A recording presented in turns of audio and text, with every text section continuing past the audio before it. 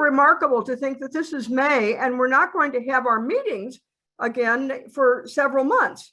But that does not stop us of having numerous activities this summer. Mahjong will continue to meet. Book clubs will continue to meet. We have our May 22nd event, as well as some of the other gardening club events. So we will still continue to be very active in the summer. So once again, I'd like to welcome you to the branch meeting. Just a little Zoom 101. I think I've repeated this before, but just for everyone's information, you may access a chat feature at the bottom of your screen. If you're on a laptop, you'll have to search for it if you're on another device.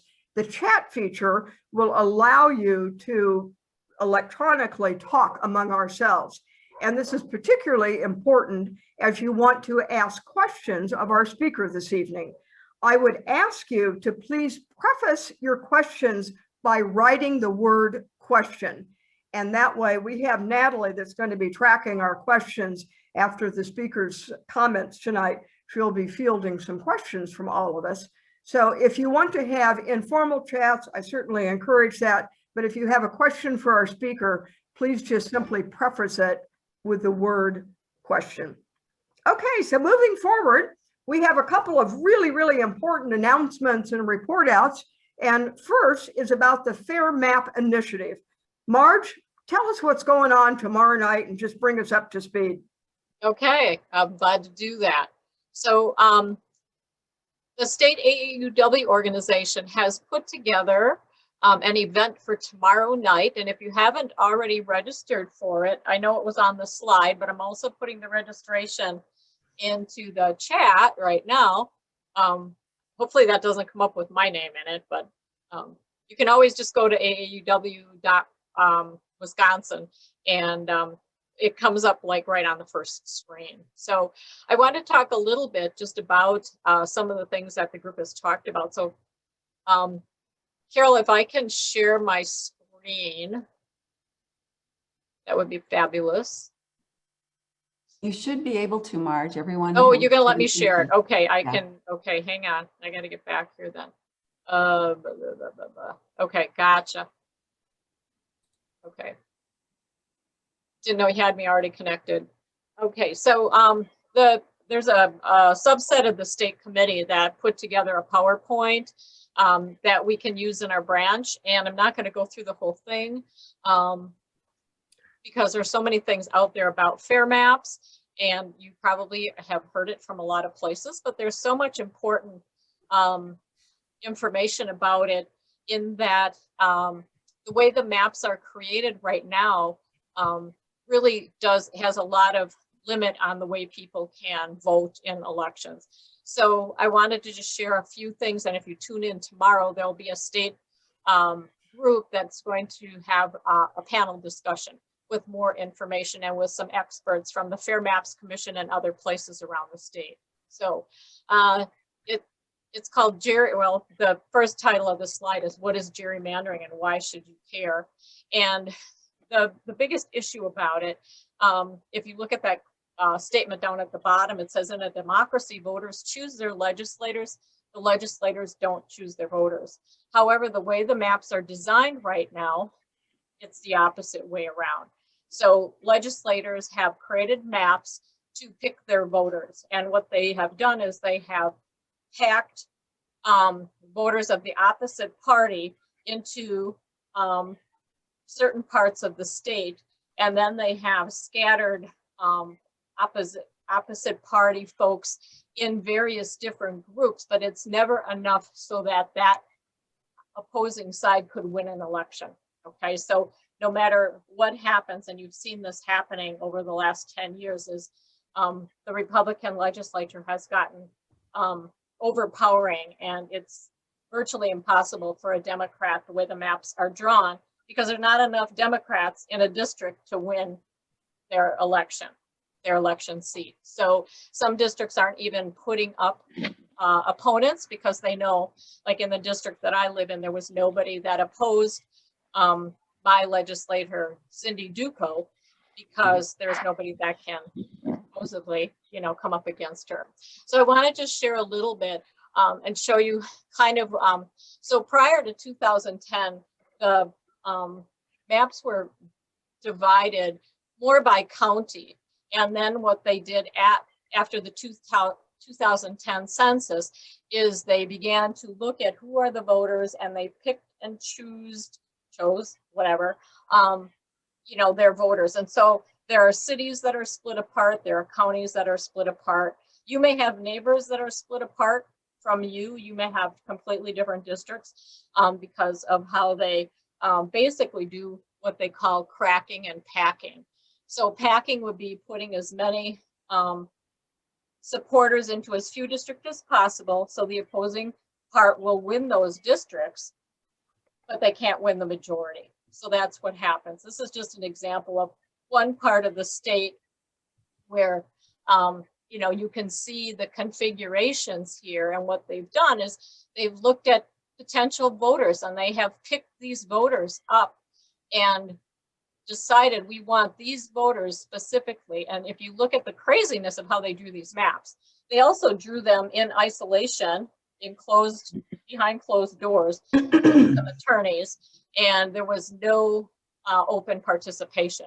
So right now there are several different ways that people are looking at maps. So there are the People's Map Commission that's drawing maps. There are a lot of different maps that are going to be presented at some point. And this is all based on our census. So as soon as the 2020 census data comes out, that's the data that is used to determine who's going to be in a voting district. So your district now may look different after those new maps come out. So yeah, it's a pretty challenging situation right now. And the biggest thing with it is that it does lead to voter suppression.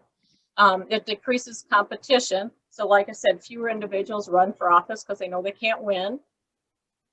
Elected representatives don't have to be accountable to the constituents because they don't worry about being reelected. So even though part of the legislature was very inactive for the past year, and people are upset about that, it isn't going to matter, because when it comes to the ballots, it doesn't matter what they do because the way the districts are divided.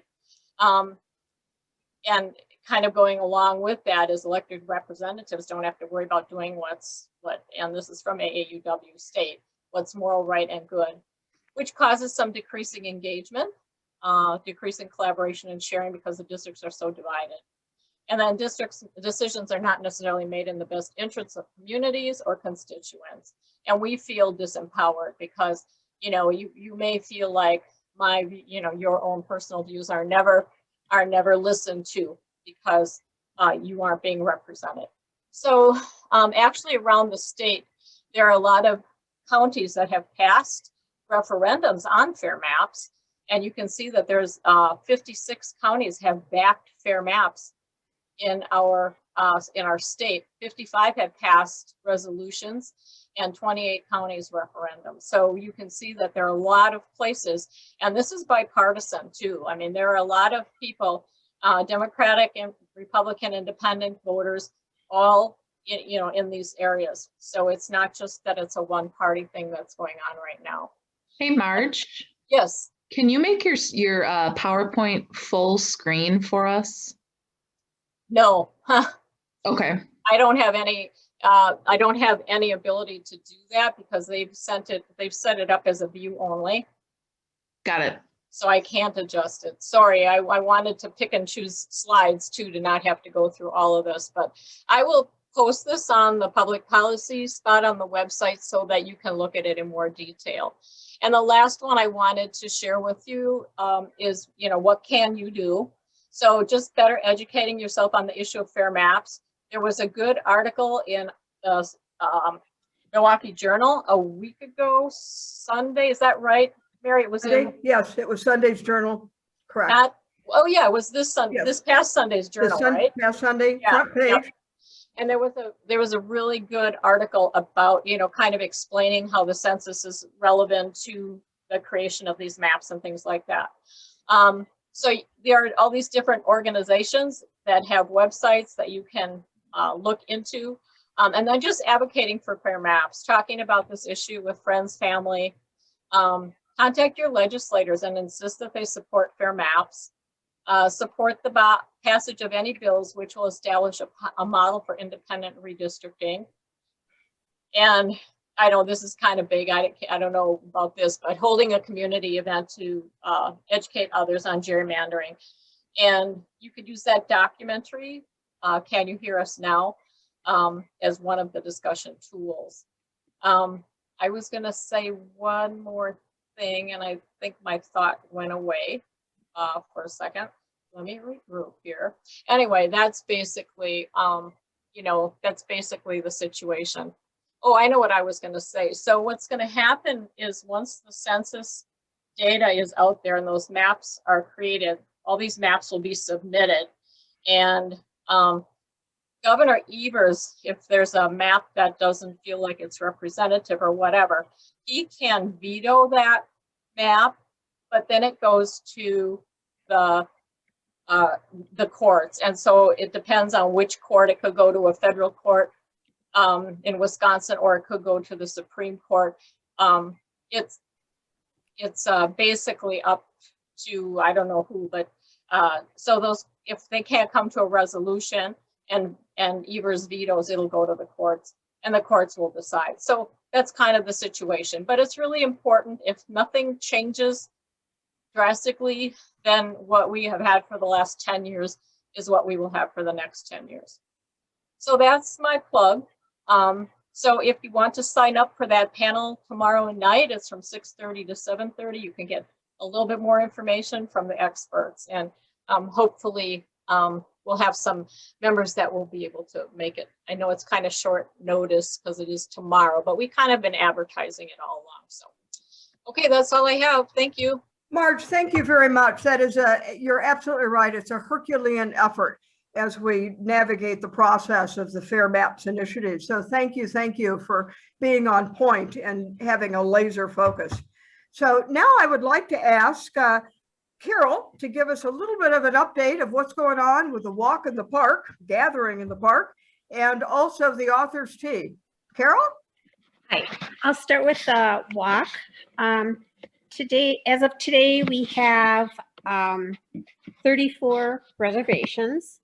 We were hoping to have 100, so we're definitely short of our goal. There are still, like Mary said, a lot of people who have not responded one way or the other, so we don't know if you're interested. And maybe you don't know how to use Punchbowl, but you can even just call me or call Linda Babcock if you're interested in coming.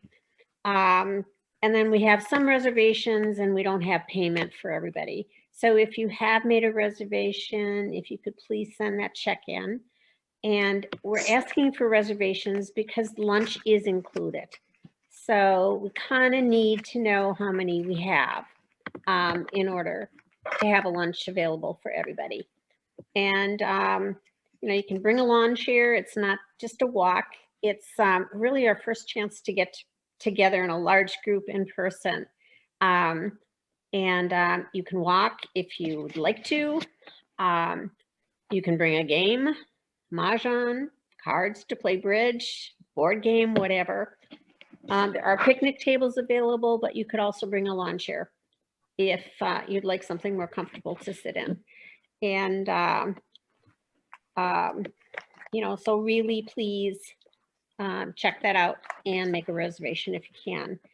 And then for the author's tea, that's coming up on October 16th. We do have an author. Kim Sir is our author, and her book is called Nothing to Lose. If any of the book groups are interested to read it, it is a work of fiction. And we are still in need of hostesses to set the tables, and also books or gifts for the baskets that we have. And somebody just asked how long the walk is. It's about a mile if you go once around. So you can walk it as many times as you'd like. And I think that's about it. If you do have gifts for the basket, give me a call.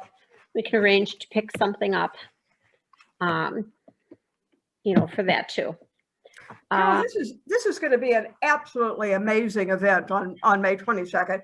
Now, I heard a rumor that there might be some drawings for some pretty incredible prizes. I do not know what the prizes are. I have not heard that detail, but could you confirm that now you must be present to win, but could you confirm that in addition to all the other festivities on May 22nd, we're going to have a little drawing too? We will. And there's Excellent. also the wine pull that we'll also do that day. Excellent. So And if anybody happens to bring their mahjong game, because again, it's a gathering as well as a walk, I bet we could twist Kirsten's arm to give a couple of lessons. I'm just saying that's a possibility too. So stay tuned. Thank you so much, Carol. Thank you for your leadership, you and Linda on this walk gathering on May 22nd. Foxbrook Park, it's just a lovely venue, lovely venue. How about shares? Jill Meyer? I think you want to say something about shares tonight and have a little drawing also. I do. So our May meeting, we always say a huge thank you to all of our donors. And you saw those listed in our pre-meeting.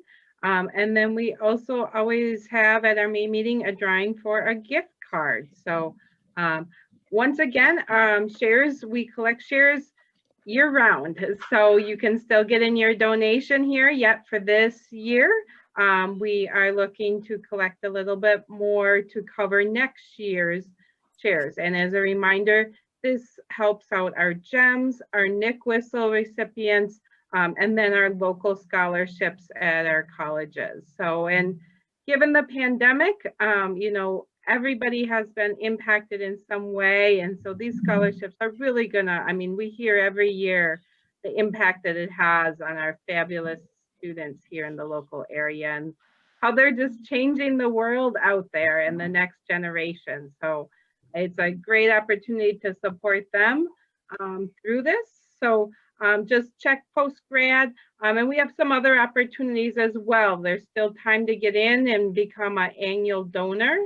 So if you'd like to commit to an annual donation, that's a new area of shares that we started this year. We also have a certificate program. So with upcoming graduations, birthdays, other holidays, definitely keep in mind our certificate option as well. So that's another way that you can, there's a gift you're looking to give someone hard to maybe buy for, or just something extra special. That's how I see it, is you just want to give them that extra special gift. Consider one of our certificates and a donation to our shares through that. They'll get a nice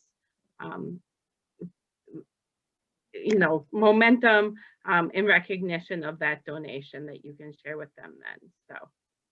So with that, I do want to jump over to our drawing. So since I can't pull numbers here, I have we've had 64 unique donors. Oh, I didn't hit the share button yet. Hold on. Okay, so we had 64 unique donors. So hopefully you're seeing my I have 3 20-sided dice on the screen and a 4-sided dice. And I'm going to give it a little roll and see who our winner is of our $25 gift card. Number 43. So I will look that up as we continue on with the meeting here and post who that is in the chat. Jill, thank you so much. That was very fun to roll the dice. And, you know, and once again, Jill, your leadership on the shares program has really been incredible. So thank you very, very much. Now I would like to ask Linda to come on board for a special presentation. Linda? Well, hello, everybody. And I'm here again to follow up with the idea of leadership. And I am addressing this to Kirsten, and I know I can't see you out there, but I know you're present. Kirsten, on behalf of AAUW WSM, now I see you, we want to thank you for your vision, your extraordinary abilities, and your leadership skills, and for serving as our president during these past 2 years. As an organization, we always acknowledge our outgoing leaders with the past president's pin. However, since this is your second term as president, you already own the pin. We decided to present you with this handcrafted, personalized key clip. Now, keys open doors. They open doors that are closed to others. AAUW opens doors for women and girls through its mission. Great leaders open doors as well. Your leadership skills have kept AAUW, WSM doors open through the pandemic. Members are now accomplished Zoomers. We're still together and we are operating efficiently. When confronted with a challenge, the true leader searches for solutions. Thank you, Kirsten, for finding solutions and keeping our doors open. First of all, Kirsten, this is it has your name on it. So in case you lose it, we know, you know, it's yours. As a leader, you are confident, systematic, and understanding. You genuinely do understand that leaders do not create followers. They create more leaders. To remind you of our gratitude for your leadership, the following quote is also on the personalized keychain. And the quote is, "Great leaders inspire greatness in others." Kirsten, hearts. Hearts are a symbol of love, and there is a heart on the keychain. Oh, I want to make sure you see it. You'll see it when you get it. There is a heart on the keychain. Okay. We love the dedication that you have demonstrated throughout your years as president. You are dedicated to the organization, Kirsten, at all levels. Your passion for its mission, your commitments to national, state, and local level is unwavering. The heart on the key clip is to remind you of our gratitude and our appreciation. Finally, the most important qualities a leader can possess are those of trust and loyalty. The blue crystal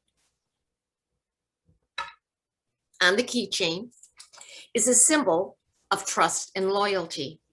Thank you for bringing forth those qualities of your leadership to our membership.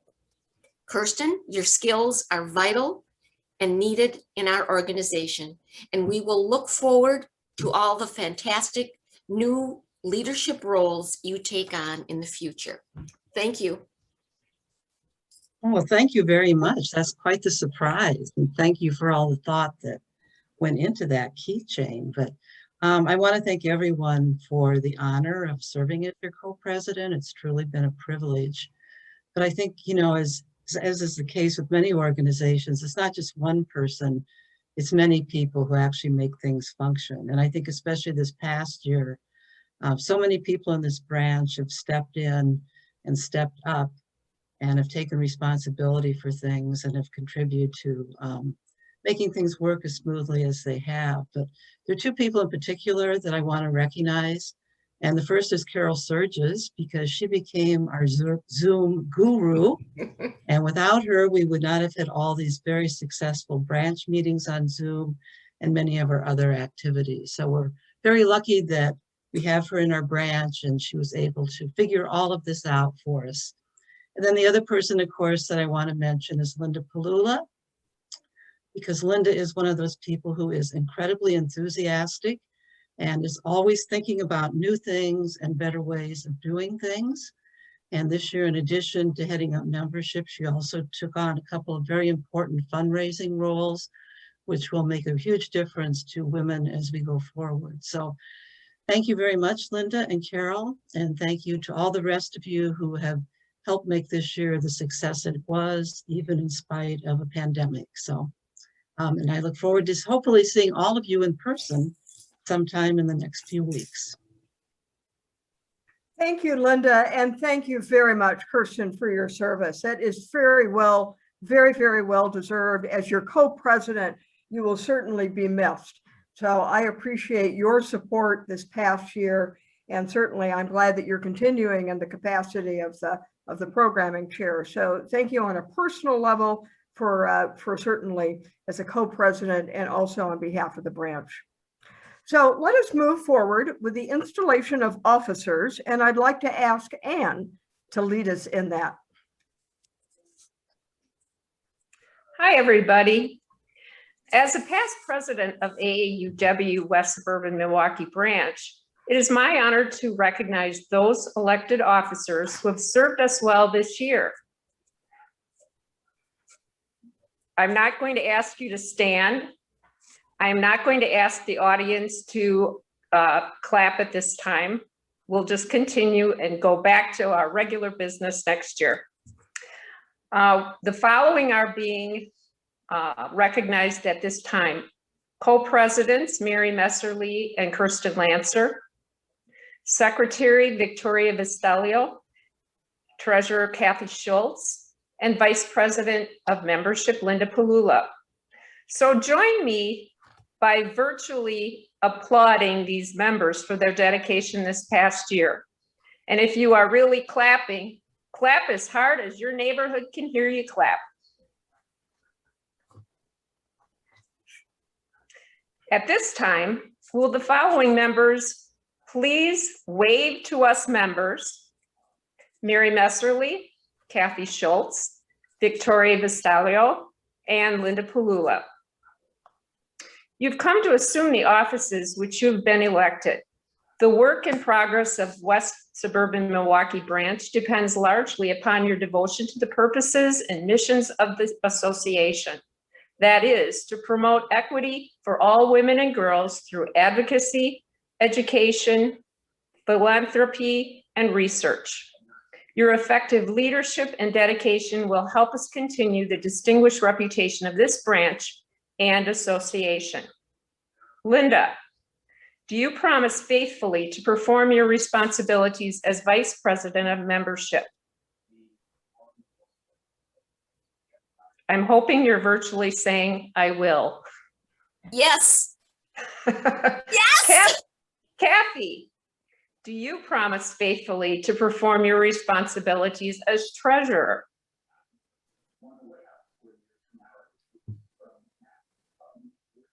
Kathy, virtually, I'm hoping you say I promise. Victoria, do you promise faithfully to perform your responsibilities as secretary? I will. With this assurance, I install you in your new offices. May you enjoy the honor as well as the obligation. Please join me in applauding these new officers. Virtually applaud so the neighborhood can hear you. I can feel it from here on the east side. Nice virtual applause. Mary, on you is placed the greatest responsibility for interpreting the aims of our association. With this honor goes the duty of fostering cooperation in all our programs. Do you promise to perform your obligations as you interpret them faithfully and with enthusiasm? I do. With this assurance, I install you, Mary Messerly, President of the West Suburban Milwaukee branch of AAUW. May I wish you the greatest joy in your new work. Thank you. To the members of West Suburban Milwaukee branch, may I say that your new officers can be successful only insofar as you will give them your help, cooperation, and support. And now, fellow AAUW branch members, please think about this and pledge yourself to these officers. Repeat after me. We believe in your ability to perform the duties of your office. We believe in the duty to perform the duties of our office. I'm only imagining that all the rest of you are saying this. We promise to work with you as a team to accomplish the AAUW mission. We promise to work with you as a team to accomplish the AAUW mission. mission. Thank you. Please join me in welcoming your AAUW branch members. Woo-hoo! Thank you, Mary. Take it away. Thank you, Anne. And I would just briefly like to thank you for your trust and confidence in me. I am here tonight because of the incredible and the amazing women that have gone before me. I certainly have a tough act to follow, just looking at our past leaders. AAUW is an organization built on a strong foundation of our dedicated members. My leadership style will be collaborative, always listening with the intent to understand rather than to be understood. Aligning all messages and supporting and advancing AAUW's primary purpose to empower women through advocacy, education, and research. And additionally, having brave conversations where necessary. I stand, sit, and here ready to serve. Thank you so much. And now as we move forward for tonight's feature presentation, I would like to read our public policy statement that will support tonight's speaker. Equitable access and advancement of employment free from systematic barriers and biasnesses, including vigorous enforcement of employment discrimination statutes. Closing the gender gap and race gap in leadership opportunities for women of all backgrounds. And now I would like to ask June to say a few words about our speaker tonight. Thank you. Thanks, Mary. I just want everyone to know I am so happy to be able to introduce you to tonight's speaker. I know you've had a chance to read the bio summary that was in the newsletter, so you're familiar with her many professional accomplishments. What you don't know, though, is what a warm and approachable woman Edith Hudson is. It's hard for me to even imagine the stress and the pressures that are put upon anyone in a senior leadership position with a major police department. At the time of her retirement from MPD, she was responsible for 1/3 of the department's personnel, which meant approximately 800 employees. And I can tell you that other senior leadership people told me they had a complete confidence in Edith's ability to run the entire department. What a compliment. Since December 2018, Marquette University has been fortunate to have Edith Hudson as its chief. And I can tell you she's the first woman who has led that department. I'm so very proud to present her to you this evening, to share her experiences and to answer your questions. And now, Edith, the floor is all yours. Where are you? There you are. I am right here. Hello. Hi there. And Edith, just as a reminder, please put your questions in the chat during Edith's presentation. Just simply preface it with question, and Natalie will be fielding all the questions at the conclusion of your comments. Thank you again, Edith. Well, I really appreciate that very kind introduction, June. My career with MPD was very, very interesting, but I didn't make it through alone. It was very challenging, and the kindness and support of women like you, June, throughout the process just really made things easier and gave me the support and confidence I needed to do the job, because it was pretty challenging. So thank you very much for that, June. It truly is an honor and blessing to be here with you tonight. I have a PowerPoint presentation, and I will share my screen with you now. So, all righty. So can you see the presentation? Yes, we can. Thank you. Awesome. Awesome. Thank you very much. So I'd like to think of this as more of a conversation than a presentation. I would like for it to be interactive, and I have a couple of questions that I will pose to the group. Law enforcement really is a pretty challenging field, especially right now. And there are a lot of questions that I think our community has as a whole. So as I go through the presentation, any extra questions, follow-up, things that you would like to ask. If you don't want to ask in the forum, in the group, the chat is a great resource. And I think that the chat even offers private chat function and option. So if there's something that maybe you don't want to share with the group, you can just share that with me.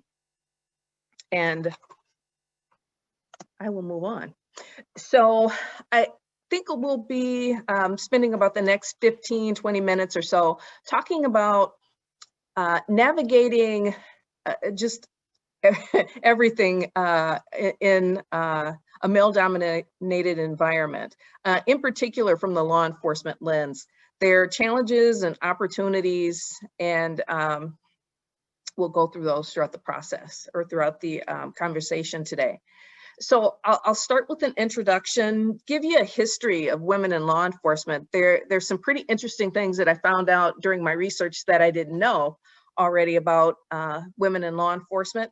I'll share a little bit about my personal journey and then talk about at least what I see as some of the challenges and opportunities as we move forward into the future here of law enforcement.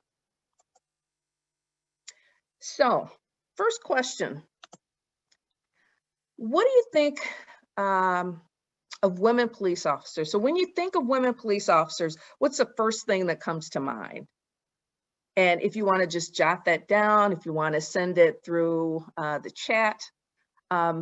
Usually when I do this presentation, there's a tool called Mentimeter that we use, and you can put all of your responses in there, and then it's anonymous. You don't know who the responses come from.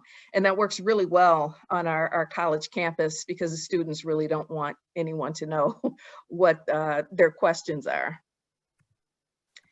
And I'm going to have a hard time seeing things in the chat. So I might have to pop back and forth unless there's someone that could help me with that. Would you like, I can read them for you. That would be, we've got several answers: tough, brave, strong, lonely. yes, yes. So those were the top ones. And thank you very much. Those were very positive. And I appreciate that. But I just want you to know that if there are things that you think of, don't worry about hurting my feelings. There are a lot of misconceptions about women in law enforcement. And I think the best way to move past that is to use this opportunity to kind of use me as, I guess, a safe person in a safe place to ask questions about or you know, really say how you feel or what you think about law enforcement. All right. So I think a couple more came in. Yeah, tough job, thorough and detailed, assertive. Yes. And assertive women aren't viewed very, very well at times by our male counterparts. Yeah. What someone said, set up not to be successful. I believe that too. Yeah, that's true.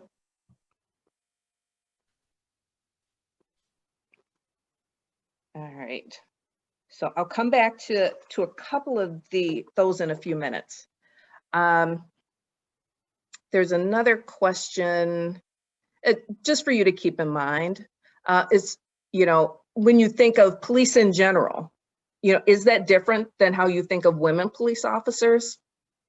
Is there a difference? And where I'm trying to get at is the distinction that we have when we think of women as police officers compared to just police officers as a whole. And within the last year, there have been quite a few incidents that I think have really changed how everyone in society thinks about law enforcement and those of us that do the job.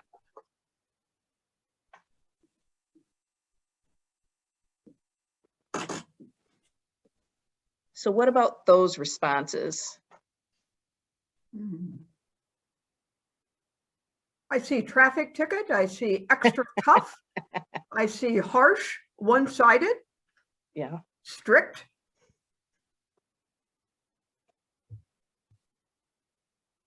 All right. Yeah, I can definitely see all of those. And then Overreach? the last, oh, I'm sorry. Overreach? Yeah. Not open to change. Yeah. Arrogant? Yes.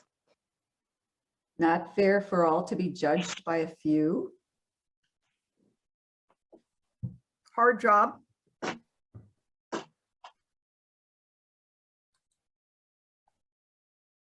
Yes. I would definitely agree that I have heard all of those before, and I could give you stories that would confirm those traits or people behaving in that way. Yeah. There's a couple more positive ones here. Difficult job, helpful, quick decision making. All right. Yes. And then there's one last question. And so this one is, if you would like to ask anything of law enforcement, but would be afraid or embarrassed to ask, today's your opportunity to do so in a safe place. So if we could maybe save those for a little bit later. I'd just like to move forward, make sure that I don't go over time.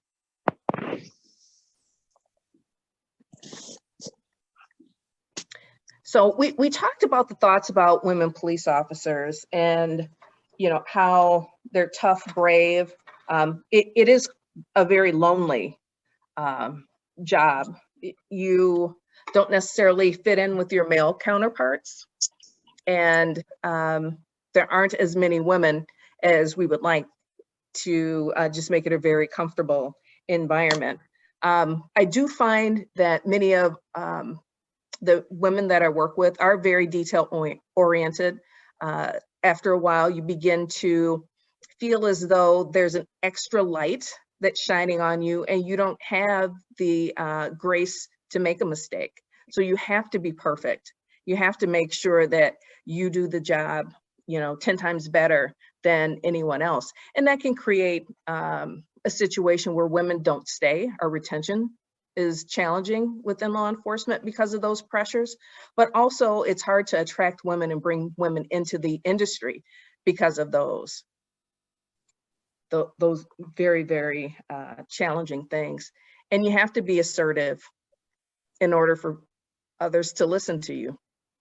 And sometimes that comes across very negatively. So when I was doing research, I knew that it had been many, many years before my time. And I thought that the first woman that was hired in law enforcement was maybe in the 60s. But actually, it turns out that the first policewoman was hired in 1910, September 12th of 1910. So this is Alice Steuben Wells, and she was hired by the LAPD in 1910. And there probably were women that worked in different capacities within law enforcement prior to that. But the reason why Alice is given the distinction of being the first is because you see her badge there. It says policewoman, and it's number 1. So she was the first woman that LAPD, and at that time, any agency hired. So that's just over 100 years. It boggles my mind just how time, I don't know how much time has gone past since women, the first woman was hired, but there's a huge gap in between the time that women really became police officers and were used in the same capacity or were allowed to do the same things that male police officers were allowed to do. So in the city of Milwaukee, the first female police officer was Ada Wright. And Ada was hired in 1975, April 21st of 1975. And at the time, she was a patrolman. And I've had the pleasure of knowing Ada for years. I consider her to be a mentor, and she really is just a fabulous lady. So in 1972, Title VII of the Civil Rights Act required that law enforcement agencies and public entities follow the same rules that private entities were required to follow. And in the city of Milwaukee, I believe there was an additional lawsuit. And because of that, the city of Milwaukee was required to hire 10 police officers, 10 women as police patrolmen in 1975. So Ada was one of those 10. And Ada said that there was, at that time, a push to hire more women. So there were about 45 women by 1978. Ada retired from MPD in 2001. She's currently a doctoral student, and she doesn't like to talk very much about her experience. And I told her she's got to write a book because her experiences, her stories were wonderful, but she hasn't done so yet. So I see that there were some questions in the chat, and I apologize, I can't see them right now. Natalie can help you out with those. If you'd like to take questions as we move along, it's up to you, Edith, but I would. Natalie can speak to those. Yeah, so the first question was, what was your greatest lesson learned as a woman and person of color? My greatest lesson learned is that I don't have to do it all. I'm not required to do it all, and I can't. And to try to do it all and be everything for everyone will cause you to burn out. And I found myself in a position where I wasn't enjoying my job anymore. And in fact, it really affected me physically and made me sick. So learning that it's okay, you know, my faith is very important to me, and understanding that God didn't expect me and doesn't expect me to do it all. He wants me to just do my part, and other people do their part. And if we all do what he's put us here to do, then we move our mission forward, or his mission forward. So that was a tough lesson, but yeah, that's it. Definitely. Can you speak to racism or discrimination in the field of law enforcement? I know you just touched a little bit on that. Well, yeah, I think it most certainly exists. I think that people feel comfortable in groups of other people that look like them and have shared values, and they really don't want to open up. They really don't want to open up their areas, their privilege, you know, the things that they do to other people. So no matter what you look like, if you're a woman, if you are a person of color, if you are LGBTQ+, you know, whatever other, you know, whatever the other is, there's always challenges with that, and that exists everywhere. What I've tried to do during the time that I've worked in law enforcement for Milwaukee's police department and for Marquette's police department is to really treat everybody equitably, the same way that I would want to be treated. Sometimes it doesn't work well, but when people make missteps, it's not always because they're a bad person. Sometimes they've had bad role models and they think that certain behavior is acceptable, and addressing the behavior of people and not attacking them as a person has worked out well for me. I don't think that you cure racism by a frontal attack and attacking everyone. I don't think that has worked well. Watching others who are people of color in law enforcement kind of approach things in that way. I think the best way is to treat people equitably. When they do something wrong, bring it to their attention, but bring it to their attention in a way that you would expect and you would want someone to talk to you or to talk to your children. The issue of racism and all the other isms is a challenge daily, and it's going to take all of us as a community to move forward to get rid of it. And I hope to see that during my lifetime. Definitely. So we had another question come in. What is the relationship between the police department and the FPC? So Milwaukee's police department has a fire and police commission, and their fire and police commission is, I believe, one of the oldest in the country. And the fire and police commission in Milwaukee has oversight over policy and procedure, over hiring. The Milwaukee Police Department does not hire anyone. The Fire and Police Commission is the hiring agent, and the Fire and Police Commission also has oversight over promotions. And if there are new positions that need to be added, they have oversight over that. And as you can see, at least for the last year, the Fire and Police Commission and Milwaukee's Police Department have had a very challenging relationship. It is my hope that whatever tension is going on, that is solved very soon, and that they find a new police chief, someone that can help lead that agency, because they need clear leadership. And I would love to see the Fire and Police Commission, the city government as a whole, and the police department work together to take care of some of the societal issues that are really prevalent in the city of Milwaukee. Thank you. That's very helpful.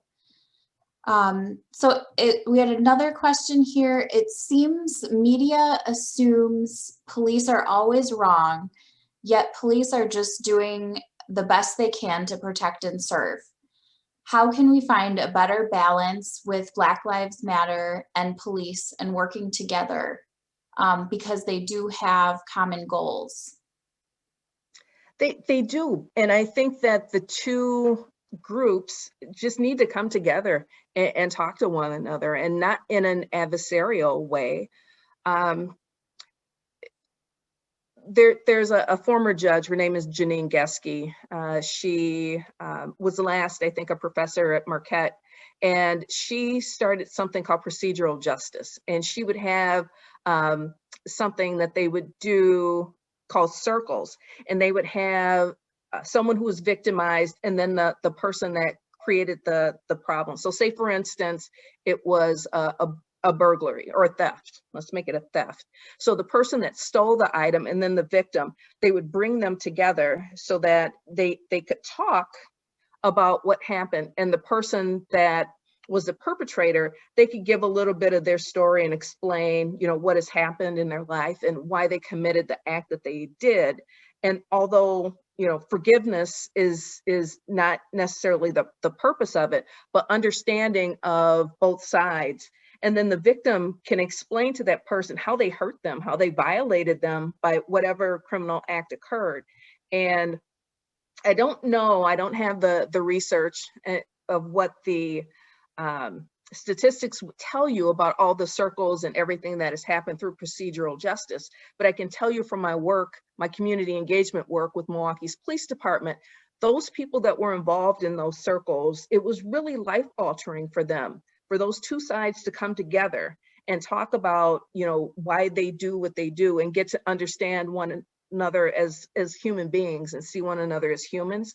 And I kind of see that with Black Lives Matter and with the police department. Now, I just happen to be Black and I'm a police officer. So if you ask me, do Black Lives Matter? I'm going to tell you yes, because my life matters and the lives of my children matter.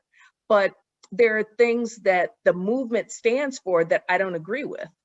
So, coming together and just talking to one another and working together, with, I think, true understanding and giving each other grace, because no one's perfect.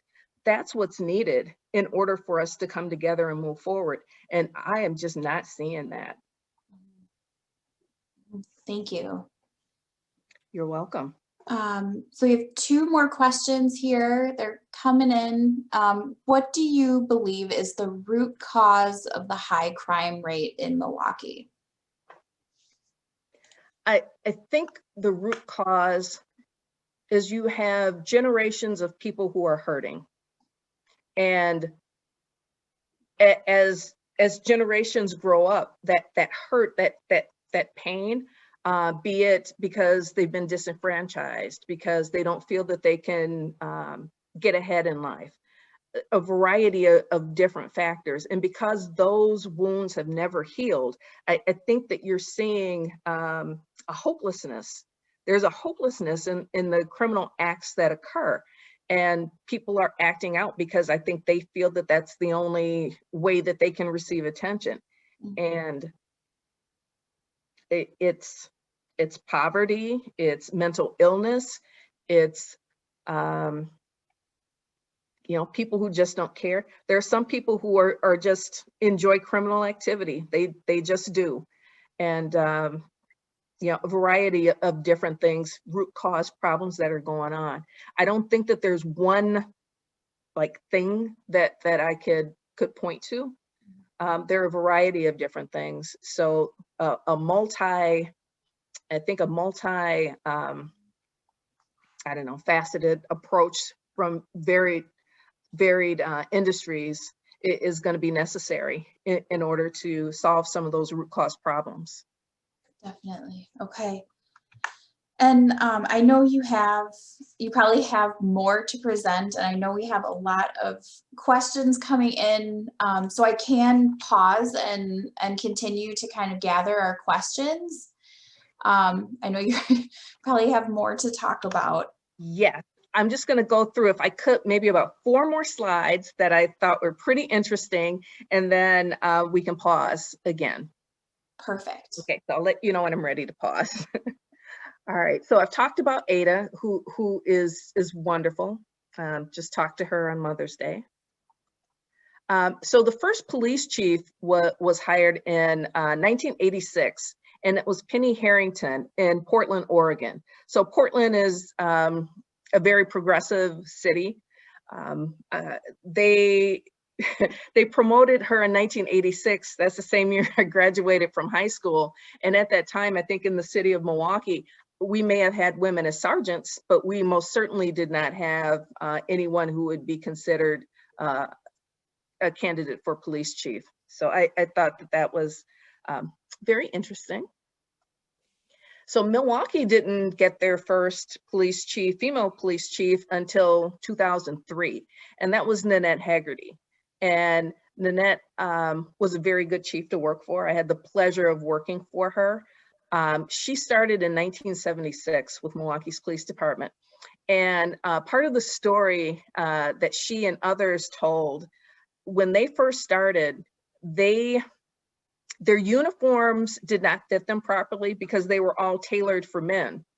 And they meaning the police department officials, refused to provide uniforms that actually fit women. And also the women were forced to wear wigs. So underneath their hats from the early days, they had shorter wigs, because if your hair was longer than collar length, you either had to cut it or you had to wear a wig. So very interesting stories from the women. And again, I had the pleasure of knowing many of them because I worked with them before they retired and went on to do other things. So a couple things about me, just thought I would share this. I really enjoyed much of my career. There were bad spots here and there, but I really like to focus on the good. So there's a picture of myself and my best friend Regina, who retired from the police department. And that's the picture that is in the top, the 2 ladies of us. That's on our graduation from recruit class. And if you could look down, you could see at my belt line, there's a baseball cap there. That's my oldest son, who's 32 now. He was 2 years old when I was in the police academy. And whenever I see that picture, it just reminds me of just how precious, how precious he was. And I have another picture of my younger son pinning my badge. Can't remember which rank that was, but all in all, there have been many, many positives, and I've really enjoyed my career. And I hope that some of the sacrifices that I and other women that I know that worked really hard that we've made has made the path for other women who go through the promotional processes, not only in Milwaukee's police department, but in other places, have made that path easier for them because of the things that we've done. So a couple of statistics that I found very interesting. So there are about 1,800 police agencies in the United States, over 800,000 police officers, only 12% of them women. And that's right now. Years ago, I think probably mid-90s, we were maybe 25, even up to 30% in Milwaukee's police department. I worked in our human resources area for a while, and I just thought that was awesome that there were so many women. There were always women, no matter what area I worked in, except one area where I worked in our tactical enforcement unit, and there were 2 women. There was me and there was another woman that was there. But otherwise, in other areas, we had plenty of women. So there was comfort in seeing other women there. And we tried to take care of one another and look out for one another. I'm very fortunate at Marquette because we have right now about, I would say 21% of our law enforcement folks are women. Of our administrative staff, we have I would say about 90% are women. So there are kind eyes and others that look out for you that are within our agency. So I'm very proud of what we do at Marquette. I'm not going to show the video, but maybe now's a good time to break for a couple more questions.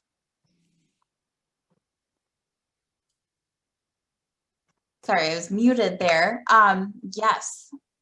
So let's see, the first question we have is, can you speak to how better address sexual assaults on college campuses? And specifically at Marquette, is it getting worse or is it getting better? Sometimes it's hard to tell whether it's getting worse or getting better, because the young women on our campus, they have the right to bring a sexual assault to the attention of law enforcement, or they can meet with one of our counseling staff and they don't have to ever report it to law enforcement. So it really is challenging for me to know whether it's getting better or not because of the choice that some women have not to report it.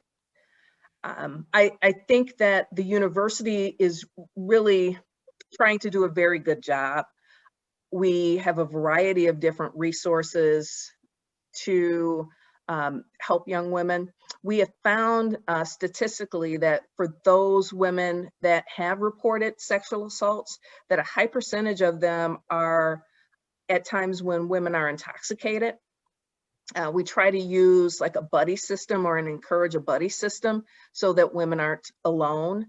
Our officers patrol, and although the students sometimes take offense to officers stopping them just to make sure they're okay, but if they notice that there's a young lady that's walking around that appears to be intoxicated, especially if she's by herself, they will stop and provide her with whatever escort she needs to get back to her room, just to get to a safe place.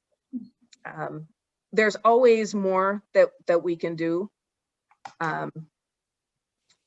We have, I think, a great advocacy staff that are there, and a Title IX coordinator. And we are looking at additional things that can be done. And each year we have a new group of students come in, our new freshmen. So working with our student government group on getting the word out about how to prevent sexual, well, actually, it's not how to prevent sexual assault, it's how to report it. And it's what actually, constitutes sexual assault. And I think our students feel pretty comfortable either coming to MUPD or going to Title IX or one of our other advocacy groups for sexual assault reporting. I hope that answered the question. It did. Thank you. I know it's a tough topic. Yes. What qualities and strengths do you think that women police officers possess that male officers often lack? Well, I have a slide about that, and let me just kind of move forward to it. So there were several studies that were done, and in my research, these are things that I know to be true. Women tend to be trusted, more trusted by their communities. We tend to be better communicators. We tend to be very high in our emotional intelligence. So we observe things. We can tell when people are really upset and then provide a compassionate response to it. Things that for a period of time in the male-dominated industry were seen as being weak, but actually they're not weaknesses. These are it's being compassionate. It's caring about people the way that you would want to be cared for and the way you would want your family members to be cared for. So there are a variety of different positive reasons. Studies have shown that when a male officer has a female partner, he is less likely to engage in excessive force. Now, the majority of my partners over the years, had been men. I was only allowed to work with, I think only twice while I was a patrol officer, I was allowed to work with a woman in the same car. And those two women are still friends of mine to this day because we knew that, wow, that was a great honor. Someone wasn't paying attention. So we just snuck out and, went and did our job. And I think that we were very, very effective. Studies have shown, and I believe this because I've seen this, that women are able to diffuse violent situations, aggressive situations a little bit better than men at times, because I don't think that we are viewed as being the threat, perhaps that men are, and that we're able to use our words to bring things under control that sometimes, men just aren't able to or aren't willing to do. And are there specific recruitment strategies within MPD or FPC to help recruit women? I really don't know what they do now to recruit women. I do know that many years ago when I worked in our human resources area at MPD, part of our strategy was going to places where women were. Going to UWM and going to some of the women's groups or Alverno College and recruiting there, and some of the other places, community groups within the Milwaukee area. But I really could not tell you. I've been out of the recruitment business with MPD maybe a good 15 years. So I'm not sure what they're doing now. And what advice would you give a woman or person of color entering law enforcement? Any words of wisdom? Words of wisdom are: be true to yourself. If something doesn't feel right, it's not right. The rules are there to help you. If you feel intimidated, chances are that whoever is causing the intimidation is doing something that they shouldn't do. And one of the most important things that a young person of color, especially a woman, can do as a new law enforcement officer is choose a mentor. Find a mentor, someone who you think understands you, your story, the challenges you will face, someone who has faced those challenges already and succeeded, and just find a mentor for yourself. And within law enforcement, very few agencies have true mentorship programs. MPD did not have one. We had to find our own mentors, and there were people that you develop friendships with over the years. I talked about Ada Wright. Ada was a mentor and what was awesome, but there were other women that, you know, I just reached out to. You know, it's like, hey, can I talk to you about this? You know, can I have your number? Can I talk to you about things that I'm seeing, because it doesn't feel right. It doesn't look right. And I'm very fortunate. No one ever turned me down. And that's what I would advise. Even if that young police officer has to choose someone from a different police agency, just someone who's in the industry who can understand their experience and give them good advice. And do you happen to know if if there is a mentor program now, or if any exist? I don't know. Okay. I don't know. I'm pretty far removed. I retired from MPD in 2015. So I've been gone. I've been gone for a little while. Sure. And our last question, what does Marquette do to prevent hazing? Since I've been there, and I've been there just over 2 years, we have not had any hazing incidents. Marquette's student conduct program actually is very robust. I was quite surprised at how robust it is. There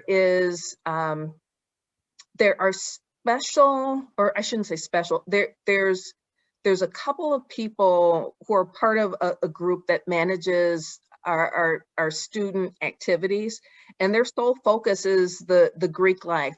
It's all of the fraternities and sororities, and they really pay very close attention to what's going on in the fraternities and sororities.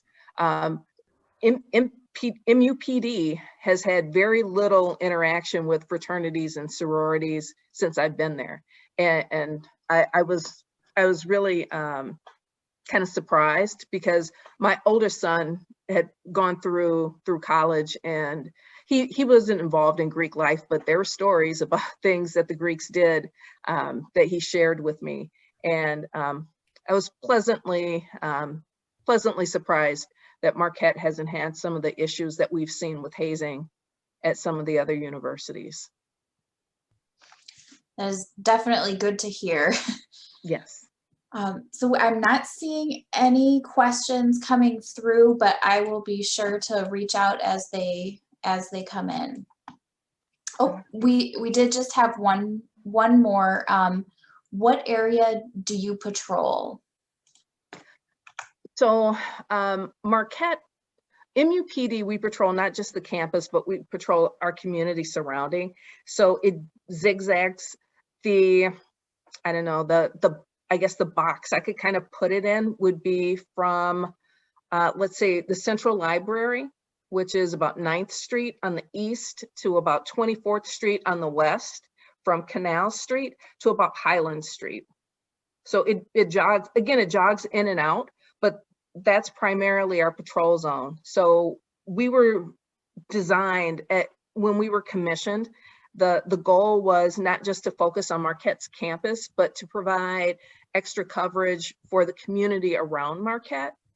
I worked in District 3, which is the district that Marquette's campus is in, and there were always challenges with staffing, because there were other areas in the district that was much, much more in need of police coverage and police service than that area, the Concordia Avenues West area. So by design, Marquette's police department expanded into the communities. I don't believe that there's any appetite to expand any further. If we did that, we'd have to add more officers. But yeah, we're very unique. We are campus. We have a campus, but we are sworn certified law enforcement officers with the same authority as Milwaukee's police department and their officers. And I don't know if you have more more you'd like to share. I know we have a couple more questions, but I can save them until after. Well, I can skip through some of the things. Just as it relates to opportunities and challenges, I've talked about some of the benefits of women in policing. Our opportunities that really need to be seized right now are really engaging our community and giving the community a voice in how the police department runs in policy and procedure, and just a continual relationship, and not just the police department coming into an area and telling a community, hey, this is what you need, so this is what we're going to do for you, because that's not why police officers were created. That's not the premise behind it. Sir Robert Peel, many years ago, who is credited with the founding of modern law enforcement, said that, the police are the people and the people are the police. So the community should help define what the police department does. And in some ways, how the police department does it, the we know better approach just has not worked very well. And I think that as we move into the next couple of years, because we're seeing more community activism, you'll see a shifting of how law enforcement does business, not just because laws and other things will be enacted, but you'll see a true desire in the heart of the people that are in charge to move in a different way and be more engaged with community.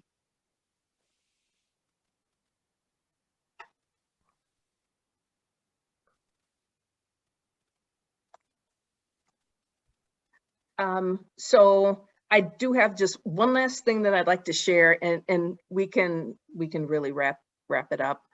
I don't know if any of you are familiar with Parker Palmer, but someone shared this quote with me, and I thought it was just really, really profound, and it hit home. And it says, "We are imperfect beings who inhabit an imperfect world. The genius of the human heart lies in its capacity to use these tensions," looking at two screens here, "to generate insight, energy, and new life." And it is my hope that as this tension that we have now in the United States with policing continues, I don't want that tension to totally die, because out of that tension grows the insight, energy, and new life. And I'm looking forward to where policing is going in the future. And I thank you for your time and for your attention. It has been an honor, and I will answer any additional questions you have. Natalie, were there any other questions coming in or no? I don't see any. So Edith, I would like to, on behalf of our branch, thank you for your time, for your inspiration, for your role modeling. You have had a stellar career with the Milwaukee Police Department. I had no idea how many successes you've had there, and then to segue onto Marquette's campus. I think the takeaway for me is that we've come a long way, but listening to your words, Edith, it seems like we still have quite a bit of ways to go. The mountain's perhaps not as steep, and maybe we can see the top, but it's women like you that are really providing that role model for others to follow, and certainly they will be on your shoulders, as the common phrase is. So, thank you for being here. Thank you for taking time out of your very, very busy schedule. We really appreciate that. I'd also like to acknowledge June. She has worked very closely with you in preparation for tonight's branch meeting. So June, you certainly hit a home run. You hit a home run with bringing Edith to our branch meeting tonight, and we really, really celebrate you. So thank you very much, Edith. And this concludes our branch meeting.